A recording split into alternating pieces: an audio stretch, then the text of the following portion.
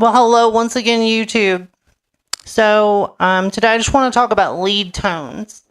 I've been doing some research and thinking more critically about the lead sounds that I like and what I use them for, and like different things like intervallic concepts and how that interfaces with tone in general, or like different types of distortion.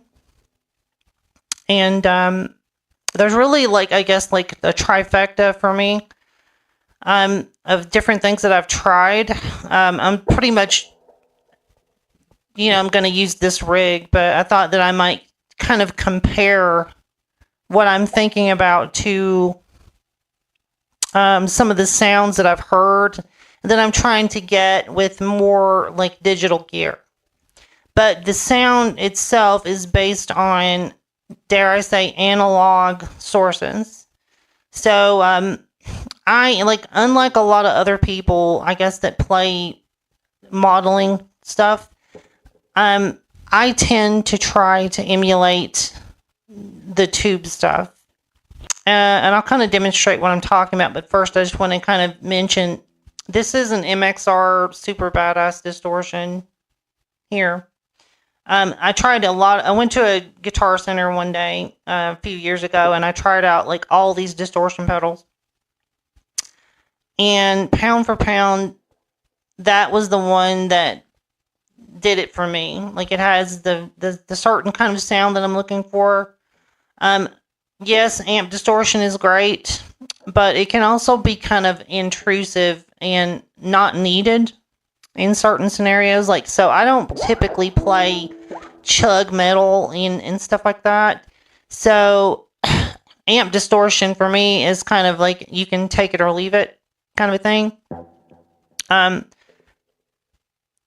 What I've got, my setup is like, I've explained this to people several times, is like this GP10 goes in USB, and the settings I have are like 2 separate amps and effects chains. And so like that whole thing is set up to emulate like kind of a Fender Deluxe Reverb-ish kind of a thing, but with more of a full range character. Because I've got direct signals that are built into that sound too. So I get crisper highs and lower lows if I need it. And that's in the tone. It's just kind of like melded together with more of a mid-rangey thing. So you got more of a full range, clean tone. And then I just simply drive that sound, which is more, it can cover a lot of different territory, but it ends up being like a modern jazz kind of a amp sound or something, like a tube amp sound almost. And I say that in terms of the response too. And I'm going to demonstrate some of this in a minute, what I mean by that. But as it turns out, this pedal is sort of, they were trying to imitate a Marshall half stack or a stack or something when it's pushed into saturation distortion. But of course, you can dial it back so that it's, and which is what I've got it a little past halfway on distortion. But what makes it cool is you have bass, mid, and treble tone controls on this pedal in addition to the volume. So like I can set the clean volume the way I want it. And then when I flip on the distortion, it's set at the volume that I want versus some other type of setup, So, and I can, I was playing in a different place and the acoustics were different. I might either want the dirt sound to be louder or more quiet, basically. So, but anyway, that's beside the point. So what is the sound that you hear? So, obviously, I'm kind of, as you can kind of hear a little bit, like it's kind of influenced a little bit by Alan Holdsworth. But I also like to go into like a little more raucousy blues territory or something, kind of getting away from it being too even and pristine all the times. Aside from the aforementioned, the Marshall sound, kind of the British gain sound, there's also kind of a little hint to this stuff that you hear like in Brian May's sound. And I kind of noticed this, maybe it's unintentionally, it's just kind of one of these the distortion causes compression type of a sound with his tone. And I've always really admired that because it's, just listen to it. I mean, it's very awesome. It's kind of an ahead of its time distortion, guitar distortion, and all of that stuff that Brian May was doing.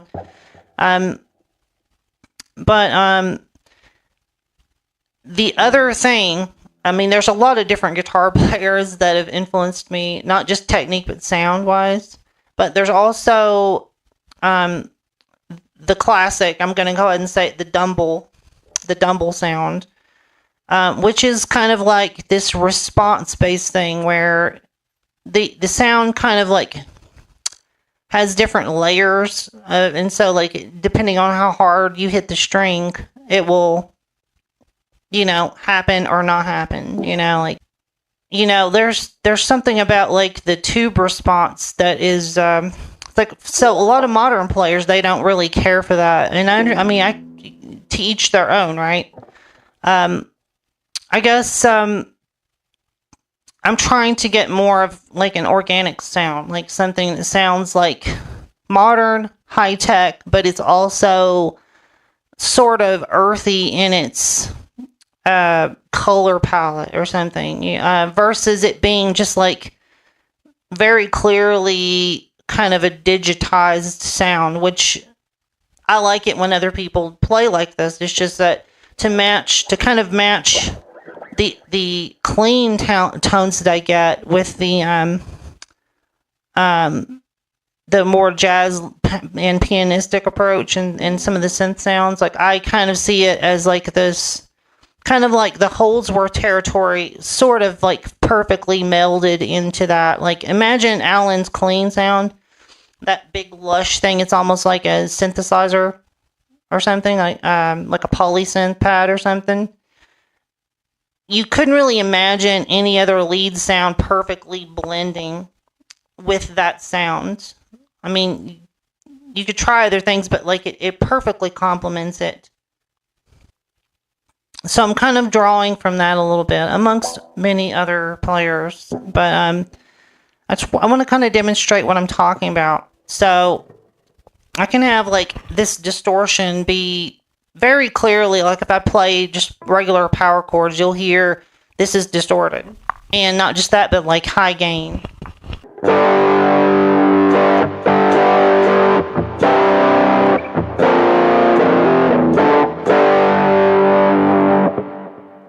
So it's not super high gain, but it's definitely like a higher gain distortion, right?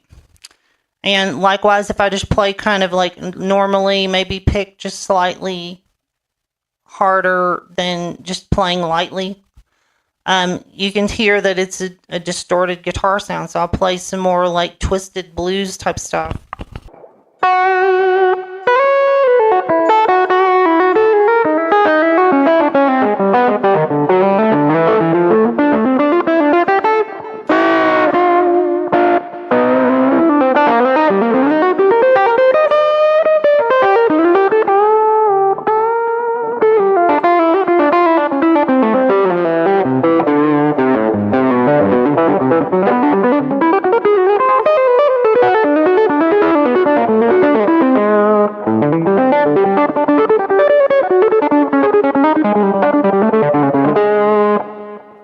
Kind of went off a little bit more modern there, but you can very clearly hear that it's it's a gainy distortion sound, but because of my playing technique, the fact that I'm muting the strings down here, I'm not getting hardly any like residual string noise, or I'm not having to work as hard to mute, so I can concentrate on other things like playing weird things or intervallic things, or just like other types of material that would be difficult to mute and it be still kept clean without a lot of string noise or ambient noise. And these are humbuckers versus like this with the bridge pickup. And this is the bridge pickup I'm on right now. I'm kind of favored, I guess, somewhat recently in the past years of like setting my tone the way I like it for the neck pickup for clean, kind of jazzy, slightly bright but dark, fingerstyle tapping, that kind of sound. It's I don't know how to explain it. It's kind of like a Pat Metheny thing, maybe a little brighter, little Bill Frisell-ishness going on, kind of a thing, but relatively conventional, but modern enough that you can play all of this weird harmony and stuff, and you hear the clarity of the notes, and there's separation between the hands when I'm doing polyphonic stuff, which is a whole EQ thing that I do. And then the Strandberg guitar itself actually assists a great deal with that. So once I've got that, you go to the bridge pickup for maybe like just leads and stuff, distortion leads. And I don't even touch the tone control. So the tone control is not wide open right now. It's a little pulled back, which gives you, like, you get the nice top end, but it's a little muted so that you're not getting the abrasiveness, right? So but I might change that depending on what other instruments are present, what other sounds are present in the background. And that's a whole other philosophy, maybe not a lot of people think about that, That's kind of like a Jeff Beck thing, a little bit, is from using the tone control and a jazz guitar player thing, like a lot of other people, or just playing Telecasters. You play a Telecaster for a while or for years, you'll use the tone control. A Strat player probably too. Not a lot of non-Fenderish players probably have not experimented with that. They're just like wide open, baby, all the way 100% of the time, And the subtlety of things and being able to EQ your sound to mix and match with the band or the other tracks and things like this, kind of lost in a live situation. You're just relying on the mixing engineer or the house engineer, sound guy or something, to do that. And I guess that's fine, but it's kind of, I keep thinking about, classical musicians and different people that spend a lot of time working on like tone production and things like that. You're refining your technique a bit more so that you can get kind of a more controlled sound, with less weird, free radical type sounds. Of course, if you're a heavy rock player or alternative kind of rock or experimental thing or something, you probably want that. You don't care about the noise as much. I guess anybody's seeking that more refined sound, like distorted lead sound, like this is what you want to probably think about. But let me just demonstrate. Kind of got off track here a little bit. The touch responsiveness of this setup that I've got, and versus like the way like some of this other stuff works with tube amps, like Dumbles and stuff like that. So I tried to emulate that a little bit with my setup.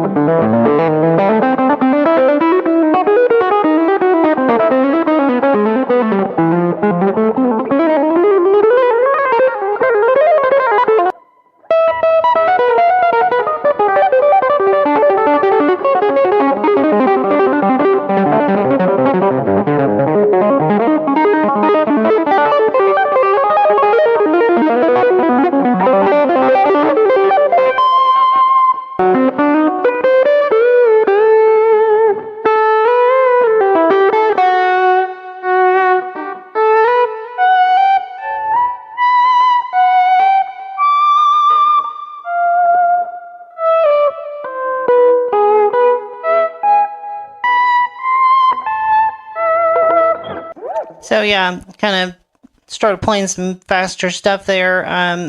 But as you can tell, like there's so like the output, the final output is set like in a studio where there's a final compressor that it hits something, it gives you a good level of whatever is coming through that signal.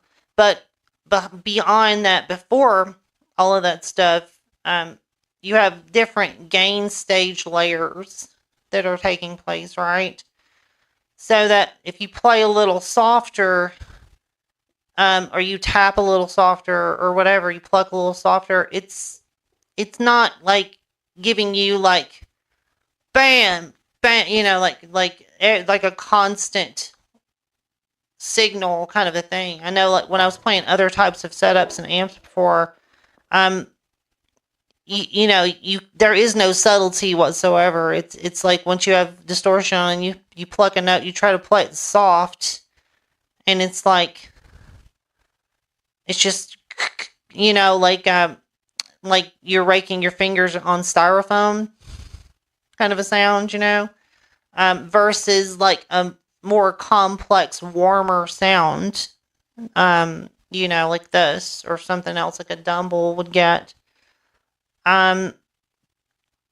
Which is a lot of the reason why you hear, when like metal guitar players are trying to add variation or kind of tone down a little bit, they go to like palm muting techniques, or because there is no subtlety with certain amps and certain gain levels. Like it's just kind of you have to palm mute to add variation, or to kind of get a slightly more softer, obviously muted kind of a sound. So yeah, let me actually just play like more conventional stuff for a minute. So I'm just thinking, just totally major, minor key blues, that kind of stuff. I'm gonna try to avoid anything too fast, so you can kind of like hear what I'm talking about. I might even like switch to the neck pickup a little bit, so you can hear what that sounds like, and then I might talk about the neck.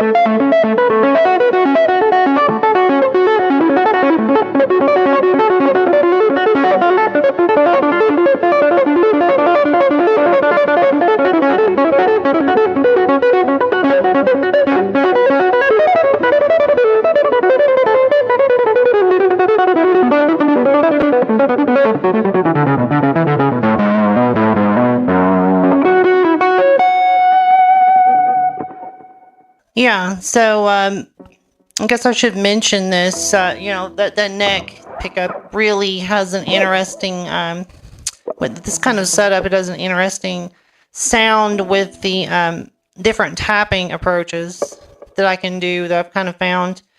One of them is, just being able to use like 3 fingers to play different arpeggios and scales. The technique allows you to go into arpeggiated things and also play at different speeds. So like if, whatever the tempo is, I can kind of slow down and speed up more easily and more smoothly. And with the neck pickup, it has like a smoother kind of a quality to it, kind of like a higher tech Eric Clapton-esque type thing or something that's happening. But with like a lot of other notes that are flying all over the place, I did that on that album that I released called Advanced Circus Music. There's a tune, it's called No One Thought of It, and that's just like me soloing over a loop that I laid down. And I do that in that tune, I think towards the end somewhere. But that was kind of a tone exploration of the Telecaster, and then also different techniques of not just like for speed purposes, but for musical, intervallic, virtuosic type things that just have like a nice flow to them. It's kind of one of the things that I kind of focus on. It's really bizarre. I these days I try to like play slower stuff or play less stuff, and then as I start off with this mentality, and then as things progress, I start adding more technical stuff naturally, and then I kind of pull back again. But I'm trying to focus more on the sound as opposed to the technique, because that's really, this is about the sound. It's not even about, all music's really about, if it doesn't sound good, it doesn't matter what you're doing technically, or dare I say musically, it's more about the sound. And if you have a trashy sound, maybe that complements the song you're doing, or the style you're working on, or the mood you're trying to generate.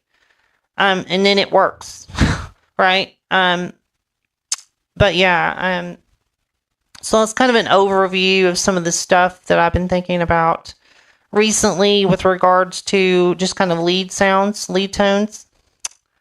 I guess maybe I'll play you out with some different ideas here. Switch back to the bridge, and hope to see you on another video here. Like and subscribe, of course. And I should be doing some interesting things here shortly. I don't want to, give too much away, but I might be doing something with some other people that are fairly well known, but I'm not naming names or anything, because if it doesn't happen, then I look like a jerk, right? But yeah, thanks for checking it out, and I'll see you some other time.